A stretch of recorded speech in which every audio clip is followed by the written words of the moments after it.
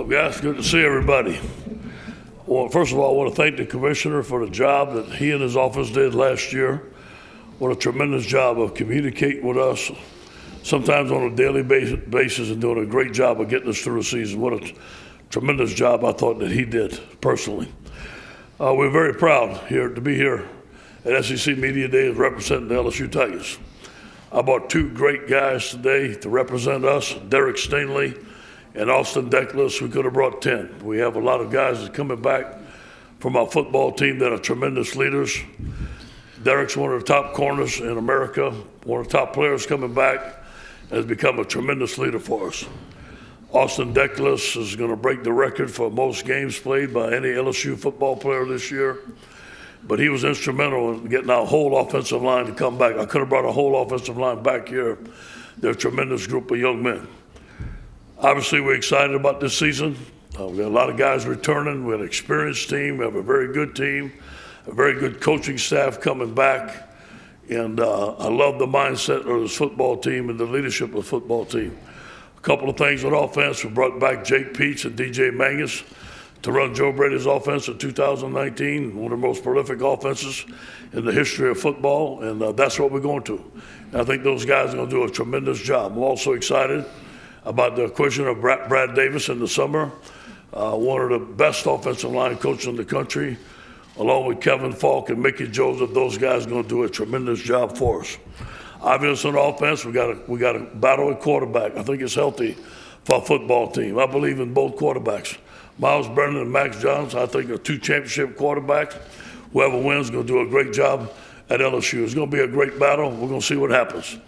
We have offensive line coming back, Tyron Davis and John Emery. It's time. Tyron's in the best shape he's been. Keyshawn Butte coming in with some tremendous young wide receivers. We have a great offense coming back. I can't wait to see those guys play. On defense, I was very excited to be able to hire Durante Jones. He's an expert. On the back end comes from Mike Zimmer's system, one of the best cover guys in all of the world, along with Andre and along with Blake. I think those guys are going to do a great job with Corey Raymond on defense. We're excited to go to the 4-3 defense. Got our defensive line coming back. Got two of the best corners in America, and Derek and Eli Ricks. Got some young safeties, one of the top safeties in the country, two top safeties in recruiting. Got two tremendous young linebackers that we acquired through the transfer portal. And we're excited about that. We're excited about Cade York coming back, Avery Atkins on special teams. So I know you guys got a lot of questions, but I just want to give you a little preview of our football team. And any questions? All right, thank you, Coach. If you have a question, raise your hand. Savannah, Riley, and AJ will get a microphone to you. And we ask that you please stand and give your name and affiliation. So we'll go ahead and start up here on the front row to the left with Bob. Hey, Ed, Bob Holt, Arkansas Democrat. Is that how you doing? I know you made a lot of changes with your coaching staff. Why did you pick the guys you did? How do you feel they're fitting in? And Brad Davis in particular from Arkansas, why did you zero in on him, and what's he bring to you guys? Well, first of all, great to see you, Bob. Brad Davis is a guy from Baton Rouge, a tremendous recruiter, known for him for a while, up-and-coming offensive line coach. You always have a group of coaches on a list in case something happens. Something did happen, he became available. We're very happy to have him. He's happy to be home in Baton Rouge. One of the things that, and I talked about this before, our coaches didn't know this, but when I was interviewing them, I was pretending I was one of our players. And I wanted to see how well they would communicate to our players. Because, coaches are going to know a lot of football, but it's how much that they can get to our players and how much our players will know. And every one of these coaches, they were 20 years, average 20 years younger than the coaches I had on the staff. Every one of these coaches made an A+ in communication with our players. Okay, we'll go over here on the left-hand side on the right aisle. Hello, Ed. David Cloninger from the Charleston Post and Courier. About what percentage of your team has been vaccinated for COVID? I can't tell you that. I think most of our guys have been vaccinated for COVID, and obviously that's a personal choice. But hopefully towards the season that most of our guys decide to get vaccinated. Okay, we'll go right here on the second row. Ron? Yeah, Ron Higgins, TigerRagMagazine.com. Ed, how would you describe the past 12 months for you and your program? in the tough season and then all the off the field stuff, it seemed like the hits just kept on coming. Yeah. And you could there was one crisis after another. Can you just describe how do you got through that and how do you continue to get through it? Yeah, obviously, you come up from the 2019 season, you're feeling good. You had a great season, and all of a sudden stuff hits. But, that's life. You got to be prepared. I think that some of the stuff we were prepared for, some of the stuff we weren't. But we stuck together as an administrative staff, as a staff. We fought through it. I think it shows that when you go to Florida, you're 27-point underdog. Your back's against the wall. You got a freshman quarterback. You beat them in the swamp. You beat a great Ole Miss team. I think there was an outstanding team that Lane had. And then you have the number 3 recruiting class. And then you have 19 of your 22 starters decide to come back. So that says something's going on in the locker room. Something's going on. Our players are believing each other. And I think all those things at the end, we ended up being an ascending program. Coach, we'll go right down in front of us, second row. Hey, Coach. Joey Blackwell with BamaCentral.com. What are your feelings? What is your approach to NIL and its implementation at LSU? And have you talked to your players about it? And how do you feel about its impact across the landscape of college football? First of all, I'm for it. Whatever we can give to our players legally, I think they deserve it. We hired an outside firm to give us some advice on how to handle this stuff. A lot of our guys have taken the business on their own and done a very good job. I just know this, that, a lot of players, I think they're going to get a lot of stuff. Obviously, in the real world, it's not like that. You got to go out and compete. But I do hope that when we get to the locker room, the focus is on football. And I think that's where we got to bring the focus back. When it's time to focus on NIL stuff, focus on NIL stuff. When it's time to focus on football and academics, focus on football and academics. And that's what I'm going to talk about. Coach, we're going to go over to our left section, about 4 rows back. Michael Katz, Northeast Mississippi Daily Journal. Ed, obviously you have a history with Lane Kiffin from your time at USC. You also have a history with Ole Miss. I'm curious, when he was in the process of taking that job, did he reach out to you, and what sorts of information did you give to him? And on a sort of similar note, obviously we see Lane from afar. I'm curious what he's like, when the cameras aren't around. What is he kind of like as just a regular guy? Yeah. First of all, I think Lane's one of the best offensive minds I've ever been around. Noticed that the first day. Lane's a friend of mine. He's a great recruiter. He's a great competitor. I think he's doing a great job at Ole Miss. He did not call me. I think his offenses are hard to stop. I studied his offenses against other teams. He's riddled other teams. He's probably the best game day caller I've been around. I think that Ole Miss got them a great coach. Coach, we're going to go all the way to the back and the right. Lance Dahl here with the Auburn Network. You're talking about Durante Jones and how he's going to be able to help your defensive backfield. Schematically, what are some of the things that y'all are going to improve on in order to get your defensive backfield better prepared this season? I know y'all have got the talent for sure. Yeah. We have to eliminate explosive plays. We had too many explosive plays, too many missed assignments, too many busts, too many receivers running down the field free. We played a lot of man, a lot of combination man, stuff like that. Some of it was simple, some of it was too complicated. We're going to simplify stuff. We want our players to have their cleats in the grass. We're going to play a lot more zone. They won't be switching off at this level, switching off on that level. We're going to let our guys play, keep the ball in front of us, and make plays. Coach, we'll go right down in front of me, about 3 rows back. Tom Abraham, 97.7 ESPN. Coach, after a 10-game SEC schedule last year, any thoughts that you have about expanding the schedule to 9 or maybe even 10 in the future? Yeah, if they do it, I'm for it. I thought it was great. I'm excited to go play UCLA. I'm excited to go across the country and take the Tigers to Los Angeles. I'm excited to play my son. So, both of us have some advantages. One of the things as a coach, I don't worry about that stuff because that's how my wheelhouse. If I have a vote, I'll vote. But whatever they tell me to play, I'm going to play. All right, we'll stay on this middle section on the left aisle. Coach Orgeron, Drew DeArmond, ESPN 97.7 The Zone Radio in Huntsville, Alabama. Talk about Neil Farrell on your defensive line. He came back last year. He opted out, came back to the team. He stayed and came back this year. One of those guys you're talking about. What are your expectations for him, and what kind of impact is Andre Carter going to have with him? Yeah, first of all, I'm so proud of Neil Farrell. I saw him down the hallway yesterday. I found out he just graduated from LSU. And I'm so happy for him and his mom and daddy. He's a great young man. came back. Neil makes a lot of plays. If you look at the stats last year, he's one of our most active defensive linemen. He came back, got in great shape. I think he's going to have a phenomenal year for us. We're going to use a rotating defensive line. We have some young defensive linemen that are phenomenal. Probably the best recruiting class that we had on the defensive line coming in. Andre Carter is a force. He's a great young man. You think about this, he had 80.5 sacks. His daddy is Reuben Carter. He comes from great family, great stock. He's a great teacher, he's a great mentor, a great recruiter. I just hope I can keep him around for a while. He's that good of a football coach. Okay, we're going to go right in the center section, right in front of you, Coach, about midway back. Hey, Coach. Billy Embody with 24/7 Sports. The 2022 class in Louisiana is especially stacked. Can you speak to the job you guys are doing recruiting the state, and do you notice it being even more competitive this year than maybe in other years? Yeah, well, it's very competitive. It always is. But, obviously we have to start in the state. We're doing very well right now. We have a big jump. And the guys that are committed in our class have become leaders and become recruiters and are recruiting the other guys in the state of Louisiana.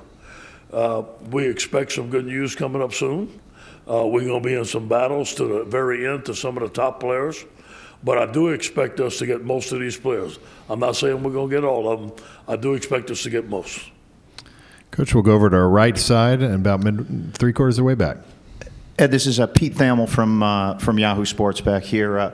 In the past few months, Ed, LSU as a school, the athletic department, and you personally have been linked to some serious sexual misconduct allegations. I know there's obviously some active lawsuits, and I'm not as much asking you to comment on that specifically as curious if the past few months you've had any takeaways in terms of changed behaviors and how you're going to maybe act differently as a coach in handling such situations in the future. Yeah, that's something I'm not going to comment on at all. That's an ongoing investigation. I'm not going to comment on any of that. Thanks for asking, though. Okay, we'll go in the center section, straight ahead of us. Hey, John Del Bianco with thebigspur.com and 24/7 Sports. Your first head coaching job was here in the SEC at Ole Miss. Shane Beamer is now a first-time head coach in the SEC at South Carolina. I'm just curious if you know him personally and what advice you would give him as he begins his head coaching tenure in the SEC. Yeah, I know him a little bit. I saw him at the airport. They said, Coach, South Carolina was here early. I said, yeah, it's his first job. Good. I'm excited for him. I think he's going to do a great job. I think, when I was at Knoxville, I thought that, in the Knoxville area, you go to South Carolina, there's a tremendous amount of talent in South Carolina and North Carolina. I think that he's going to do a tremendous job. He's a great coach. I wish him the very best. Okay, we'll go to the back on the left. Go ahead. Hey, Coach. Jacques Doucet, WAFB in Baton Rouge. You talked about the new coaches. What we're hearing is the chemistry really is good between the new coaches and the players, and nothing against last year's coaches, but the chemistry seemed to be off last year. Can you speak a little bit more to that, how these coaches are adapting to the players? Well, I'm glad they're saying that, Jock. That's the reason I hired those guys. And I did my research. I called people that knew them. I wanted to know how they interacted with the players. I called some of the ex-players that they coached. I said, tell me how he is on a daily basis. Everybody can be one way in an interview, but I want to know how they're going to be every day. And I did my research on these guys, and they matched everything that the ex-players told me, the ex-coaches told me, and the knowledge that they have. The one thing that I'm very impressed with that I didn't really, because they're young coaches, they've never been coordinators, their ability to lead. I think they're tremendous leaders. They're in the office early in the morning. They're very well organized. And sometimes when it's your first time, you don't know how well organized that you have to be or the work that you have to put in. These guys have graded A+ in that area. We'll go down here to the right, Scooter. Scooter Hobbs, Lake Charles, American Press. With the NIL and the transfer portal, you obviously have to manage your roster a little bit with the latter. Mm-hmm. But with both of those, do you have to manage team chemistry? Like if one guy gets a big NIL deal, others getting jealous of him, things like that. Do you worry about that? I think that's one of the biggest things to manage nowadays. And again, I'm going to turn 60 this summer. Hey, football's changing. I'm going to change with it. I want to coach for a long time, but that's what I have to do. That's what I have to do. I think that, that we have to realize the guys that are getting the NILs, getting the amount of money, and make sure that we're managing guys that may not get the job, talk to them, make sure that does not bother them. That's why, we have about 50 people helping us not 50 people that can coach on the field, but for player services, for guiding people through academics. That's why we need all this help. Coach, we'll go over here to the left middle section. No, up in the middle first. Go ahead. All right. Cecil, go ahead if you've got it. There we go. Coach, you mentioned going back to the offense from 2 years ago, the Joey Burrow offense. Are the two quarterback candidates that you have, or there may be more than two, but are the quarterbacks you have, are they equally adroit at running that, or how has that worked out in practice? Well, I don't know if we're going to see another Joe Burrow. I hope we do. I can't wait to see him. And I hope Max, Miles, or Garrett Nussmeier becomes like that. But the type of offense that we're going to run, the style of offense in 2019, the type of checks that we had, the type of protections, that's the stuff I'm talking about now. Whether or not Max, Miles, or Garrett can run it like Joe, I'm not expecting that. But I want to see the same type of plays. I want to see the same type of adjustments that was so successful for us. Now, that doesn't mean that's the only thing we're going to run. But that is going to be the basis of our offense, which is a spread offense, which we learned under Joe Brady. Okay, we'll stay over in that same section.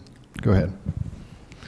Hey, Ed. Mark Weiser, Athens Banner-Herald. Did you think you guys had a chance to keep Eric Gilbert as you looked at his options? And what do you see for him at Georgia, where they're listing him as a wide receiver? We wish Eric the best. He's an outstanding young man.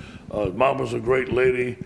I think he's going to be an all-pro tight end, all-American, has a chance to be a first-round draft choice. Coach, we'll go over here to the right side along the aisle. Theodore Osa, Commercial Dispatch, Columbus, Mississippi. Mississippi State, your first SEC game this year. It's on the road. Obviously, that was a big upset last year. What kind of adjustments are you going to have to make for this game? And what kind of program is Mike running over there in Starkville? Yeah, we'll stop his offense. We didn't stop it one time. And but obviously, he came in with the air raid the first time. We had seen it before, obviously. But we didn't do a good job with it. And then, we saw the people did some good things against us. So, the more stuff you put on tape, the more we would learn how to stop it. Obviously, go and play there. I think Mississippi State does a great job of playing there. The cowbells and all that noise. It's our first SEC game. It's a game that we must win to get to where we want to go. This is the SEC. You got to be ready every Saturday. But you know what? Instead of, and you asked me about that, instead of worrying about all that stuff, my focus is going to be on camp and this football team and getting them better starting August 6th. Coach, we'll go back here to Ron Higgins on the second row. Ed, you talked about doing your homework and hiring the new coaches, and you kind of mentioned this on a Zoom call back in the spring. We're trying to get clarification. The coaches you hired in 2020, did you interview all of them? I mean, or part of them? But just trying to get. We weren't clear when you talked about that. Well, there were some interviews that were not face-to-face. There were some hires that were made that, hey, you know what? I know the guy, he knows me, let's talk about it. Hey, this is what we're going to run, stuff like that. But, when I hired Bo, it was not a formal interview. I know that's probably what you're asking. And I believed in him, and it just didn't work. And I said I would never do that again. And every one of these guys, I interviewed them in person. I had a long interview with them. I had specific questions that I asked, things that I may have should have asked, I shouldn't have. If I'd have interviewed Bo Pelini face to face, I'd have still hired him. There would have been no change in that because of his reputation and because of the guy I know. I'm sure of that. Coach, we'll go over here to the right, about the fourth row. Hey, Ed, Adam Luckett, Kentucky Sports Radio. Dare Rosenthal is an offensive tackle. He's going to Kentucky. What type of player is Mark Stoops' program getting? Yeah. And what's it going to be like facing an interconference transfer this year? Yeah, well, it's different, obviously. We hated to lose him. I recruited there out of Faraday High School as the defensive lineman, went to offensive line. He didn't want to leave. It was hard on him. I think you got a potential first-round draft choice there. And Dare knows he's got some stuff that he needs to get better at. I'm sure Kentucky's going to see that, but he's a great young man, a great team player. But he's going to be wearing another helmet, and he's going to be trying his best. I'm going to expect his best against us, and he's going to get our best. I know he expects that. That's just the way it is. Okay, we're going to go in the middle section about midway back. Got a question right over here. Brooks Cabina from the Advocate. Ed, all the changes, coaching and players as well. I mean, how do you maintain the program as you want it going towards the future? Going off of last year and trying. And I think you talked about LSU standards and such, but all these things changing. Well, that program has been set, and that program is set, and the people that are around me have helped me build that program. I have pillars on my staff that are still there. I have pillars on my support staff that are still there, and they understand the program that we put in place since I've been the head coach, and we started from scratch. So there's some things some philosophies that we're going to stay with. There's some changes that we have to make, but every one of these guys that I interviewed, I specifically told them what I wanted done, and they specifically agreed to that. And I think that those guys have done a good job since they've been hired, and they understand the format, they understand how we're going to practice, they understand what I want, and they've done a good job with it. So I see no problem for us continuing to at the LSU standard performance. Now we got to coach better and we got to play better. Coach, we'll go back here with Bob in the front row. Hey, Ed, this is a two-part question. Kevin can help you remember the other part if you forget. He's used to me. Okay. But the first part is both your new coordinators had a connection to your previous, coordinators. Mm-hmm. How important was that? How that play into the recruiting process? And how far out was that McNeese game scheduled? It's kind of odd. A coach faces his son, and you're going to be in game plans that week trying to figure out how to hit him and force turnovers and sack him and whatever. What's that going to be like? Yeah, well, first of all, me relying on former coordinators that I trust was very, very instrumental in me hiring both of our coordinators. In fact, that's about 80% of it, to be honest with you. Playing Cody, Cody is a very competitive young man. And playing McNeese State, Frank Wilson is a good friend of mine. Well, Frank is one of the best assistant coaches ever at LSU, great recruiter. He's family. They're going to give us their best shot. My son's going to he's going to give me all I can get. And guess what? I'm going to give him all I can give him. And that's just the way it's going to be. He's going to expect my best, and I'm going to expect his best, and we're going to compete. We're going to shake hands and hug after the game. That's just the way it's going to be. Coach, we'll go to the back of the room on the right side. Hey, Coach. Kate Adams, WAFB TV, Baton Rouge. Since your time at LSU, coming in as interim head coach in 2016, then fast forward to one of the greatest college football teams ever in 2019, then a crazy year with the pandemic in 2020. Going into 2021, what is one of the biggest lessons you've learned, especially in these last 3 years, that you're going to take into this year as head coach, and then also a message that you want your team to know this year? Yeah, do it the way I want. That's it. It's not done the way I want, I'm going to fix it. I'm going to fix it immediately. I see something broke, I'm fixing it. LSU standard of performance, the way we have done things. This reminds me a lot of the 2018 season. There's a lot of unknowns. There's a lot of noise out there. You got to block out the noise. A lot of predictions on this and this. That stuff don't matter. It's about our football team. It's about me gelling this football team together, for us playing together. I think leadership, not letting any outside influences affect us, the way we play, the way we perform. I think that's going to be important for this football team. We've had more team meals. We've had more leadership committees. I told these guys, you got to promise me if anything is going wrong, let me know first. If I can fix it, I will. Let's communicate. If there's something that we need to be done better in our university that I can help, I will help. We're giving them all the means that we can to have an open line of communication, and I think that's going to help for this year. Coach, we'll go over to the right side, about 3/4 of the way back. Hey, Coach. Travis Brown with the Bryan College Station Eagle. How much do you have to pay attention to what other programs around the country and around the conference are doing as far as NIL stuff is going, and how that might anecdotally help them in recruiting? Is there anything that you've seen out there that made you kind of roll your eyes? Yeah, that's a good question. One of the things that we did in the offseason, hire Austin Thomas back as our general manager. He's done a tremendous job of putting together a personnel department, putting together a department that pays attention to all that stuff. I don't have time about it. I don't want to. But if some other schools are doing stuff because it's new and it's something that we're not doing, it's something that we can do, we have to use it to compete. We all learn from each other, just like watching film. If a coach at another school is running something on offense, we may steal it from them, they may steal it from us. I think that's going to be the same thing. Coach, we'll go to the back of the room on the left aisle. Hey, Coach, there's a view that there are some schools in the SEC that have a competitive advantage and a recruiting advantage over other schools because there's no uniform drug policy in the Southeastern Conference, and some people have spoken out about that. Would you like to see a uniform drug policy in the SEC? That's a very delicate subject. LSU has its own drug policy that's run by the administration. I follow that policy. I don't know if a uniform drug policy would help or not.